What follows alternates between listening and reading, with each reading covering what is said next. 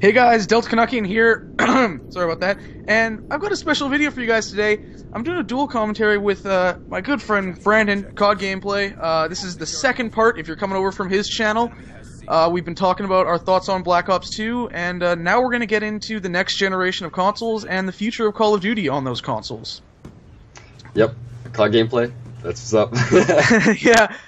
So do you want to start with where you think the series and the next-gen consoles will be going? Alright, I'll take this at the very beginning. I think for Call of Duty, I've had a little bit of troubles thinking of actually where they're going to take the next Call of Duty. And obviously, I think the next massive Call of Duty that's going to really bring it up to the next level is going to have to be in the next-gen consoles. And I think the whole community has realized that right now, all the Call of Dutyers are just hanging on to a thread with the current generation consoles because they need to do that, obviously. And with the next generation consoles, they have so many different approaches that they can do. The graphics will be upped completely, and I think with the major fan base that Call of Duty already has, they'll have a huge upper advantage for the next gen consoles. But with that being said, there's going to be so much more competition that'll rise that we have no clue what's even going to happen. So when thinking of Call of Duties for the next-gen consoles, I'm a little bit scared because in a way I think that Call of Duty actually could be beat. I think that it's greatly possible to happen, but at the same time, I'm kind of really excited because it's going to be a really, really good game in my opinion. And the way that they can take it, they can either keep it current, they can go to the past, or they can go to future. And they've done all three, and now it's up to them to decide which way they actually do want to take it. Do they want to go like the World at War and go into the past? I kind of have like a feeling that they won't do that because they've already done it twice. They go Modern Warfare, which was a pretty good success they already did it 3 times though. Or I think they're might take it into the future even more. And the thing about taking it into the future even more is that it kind of takes it away from the past Call of Duties, but it adds the ability to add so many more things. And what do you think? What do you think about the next gen consoles? Well, and Black Ops? for me, with the Call of Duty series as a whole, Infinity Ward is a shell of their former being, Yep. and I don't intend to purchase another game from that development team. I'm only really going to pay attention to Treyarch, and I really don't know what they will do because I look at how the story in Black Ops 2 played out, and I don't think they will want to make like a direct sequel to that takes place right after, a few years after. They'll do the same thing they did with the first Black Ops. They'll push it forward or whatever, a certain amount of years, have some characters return, but not necessarily do away with this whole notion in video games and wars happening every 5 years. There's some new national threat. Every other year, some new guy has come to destroy the world.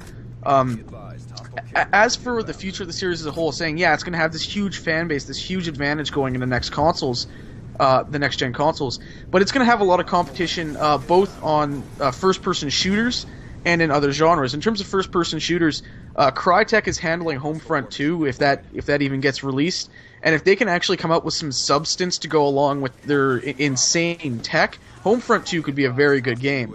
Battlefield 4 and just Bad Company 3, which is apparently in the works, and other Battlefield games going on to next-gen consoles will be able to replicate the experience on the PC now. And I think that's going to have a lot of people going that way, because my issue with Battlefield 3, I'm a huge Battlefield fan, my issue with Battlefield 3 on PlayStation 3 and Xbox is it is just, the maps feel so empty. There's 24 players. It gets boring. So I think it's going to see a lot of competition on the front of shooters in terms of console exclusives, new Halos, a new Killzone, stuff like that. And the other thing is that every console generation has kind of had a specific genre that has been at the forefront during that console generation. The PlayStation 1, I'd say role-playing games were really big on that. Getting into the next generation of console, the PS2, the Xbox, the GameCube, RPGs were still strong, but I think platformers, this was the golden age of platformers, especially on the PlayStation 2. Sly Cooper, Jak and Daxter, Ratchet and Clank. Yeah, and that's when Halo evolved from the Xbox side as well. Yeah, and then towards the end of the Halo, you had the Xbox, you had Halo and Halo 2, and then going into this generation, this current generation, it has absolutely been the generation of the first-person shooter. And I don't think the first-person shooter is going anywhere, but I think the modern military shooter, Battlefield, Homefront, Call of Duty, stuff like this, critics are getting sick of it, the consumer is getting sick of it. They got to do something new, because for me, I'm looking at games like BioShock Infinite and Far Cry 3, both first-person shooters, but they're not military shooters, and I enjoy them so much more than I do the Call of Duties and the Battlefields of the world. Yeah, I like the point that you brought up with the PC, because we've seen a lot of the community jump back to the PC. So PC used to be, it still is a big community, but it's a lot smaller than console, and I think it's a lot more tight-knit. And a lot of people will be like, oh, PC for the win, console sucks. And then the other side is like, console's awesome, PC sucks. And it seems like they're always bashing heads. But I have a beast computer now, and I like to play a little bit of PC, a little bit of Xbox, and console. And I think that the really good point bringing up on the PC side is that a lot of people moved over PC in the recent, I'd say around year and a half, 2 years. Yep. With Minecraft, with tons of games. The community has really evolved in the PC platform, and I think that is because the console is falling so far behind that with the new console coming out, I really have a feeling this is going to just take it to the next level. And another thing that you said with the first-person shooters, that's a really, really good point about, I think we're getting old of the same thing. We've seen it for 2 consoles now, and the whole, like, how long has Xbox 60 and PS3 been out for? It's this generation. The cycle is about 7 years now. I think the Xbox has been out for all 7. The PlayStation, I think, has only had about 6 years out now. Holy smokes! So this is the longest. This is the longest a console generation has ever gone on. The PlayStation 2 actually just cut off production of the PlayStation 2. It's the end of an era right now. Yeah, I saw that. They've cut off production, and now I figure we're going to see the new consoles announced at E3 this upcoming spring, and the potentially release in the fall, but I think it'll be more likely you'll see that happen in 2014. But the other thing is, the reason that I think there's some speculation to a fall 2013 release is look at Microsoft and Sony. Neither have announced big exclusives for the second half of the year. Even the third-party publishers, there are games that will obviously come out then. A new Call of Duty, Battlefield 4, the new NHL, all the sports games. But they haven't announced the consoles, they haven't announced the game. So I think that's leading to a lot of speculation that, the PlayStation 4 and the Xbox 720 or whatever it may be called will be announced at E3 and released shortly after. Looking at, I'll use Sony as an example here because I'm a big PlayStation gamer. They basically gave the PlayStation 2 a swan song by having God of War 2 release on PlayStation 2, but not PlayStation 3. The PS3 was already out.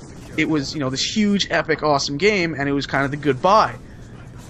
The Last of Us could very well be that game for PS3. Naughty Dog, one of the best developers on the planet right now, who've just skyrocketed thanks to Uncharted, coming out with this game that has pretty much everyone that doesn't own a PlayStation wanting a PlayStation. Yeah. That could very well be, the big swan song. And I think going over to the Xbox side, 343 Industries is obviously working on Halo 5. That won't be coming out to the next Xbox. I think we can say that safely. There's another Gears of War coming out, just kind of probably something to get that out there and prepare for more Gears of War games, that type of thing. So they're definitely close, and I hope as a new generation comes in, more developers will take risks. Because that's like the good time. EA's already said they're saving all their best ideas for the next generation. It's got to be close. It's got to be really close. And one thing that I'm really wondering, what's the price is going to be on these next generation consoles? Because when Xbox 360 and the PS3 first came out, what was it, $800? The Xbox, I believe, was $400, $500. The PlayStation was $600, which really hurt it in the early going. Yeah, that's what it was. That's right.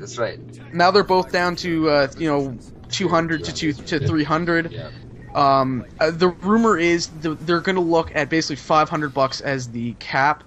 You know, they're going to use. I know Sony. The rumor is they're going to abandon the cell processor and go to some stuff that'll make some tech that will make it cheaper to manufacture the consoles and cheaper to sell.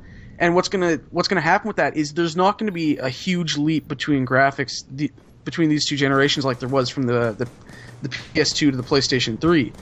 Right, there will be improvement, but it's not going to be as big of a gap. Big of a jump. That was a massive jump in when the PS1 going, or yeah, well, PS2 it was in terms of detail, but actually going back to the PS1 is probably where the biggest jump happened, where you're going from 8-bit, 16-bit graphic to now full 3D modeling, and that's probably the biggest leap it will ever take. But it's the changes between generations is going to just grow slower and smaller and smaller, and I think we're already seeing next gen titles on current gen consoles. A game like I mentioned earlier, like I mentioned in part 1, Assassin's Creed 3, which I'm playing right now.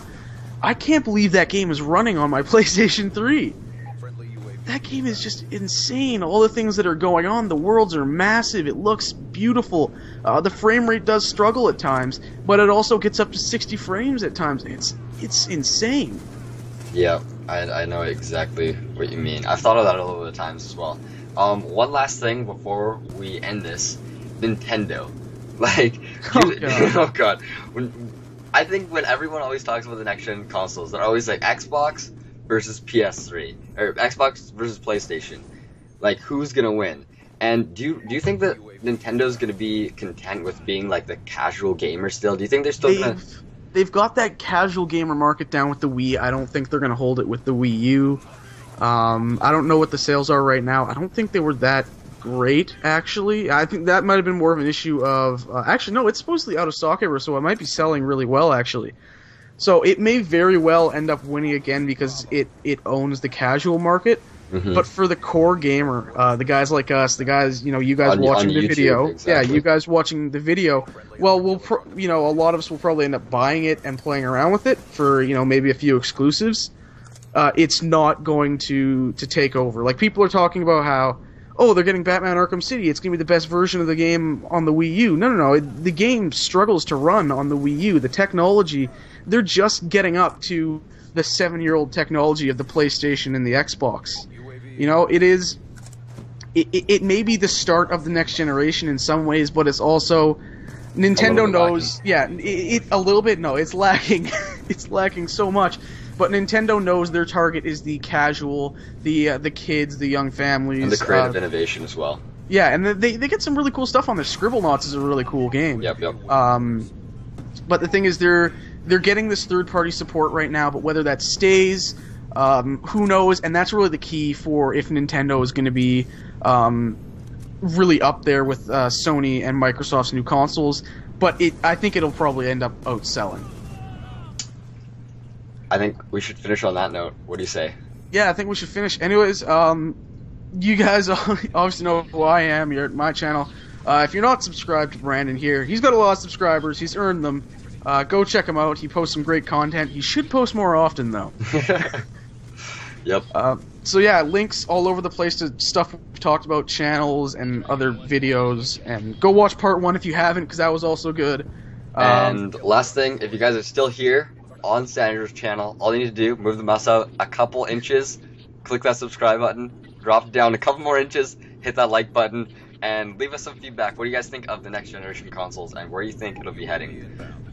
Yeah, that does it for us for this 2-part commentary. We didn't sell ourselves short for once. That was awesome. There we go. All right. Thanks for watching, guys. Have an amazing day. See you guys. Peace. Peace.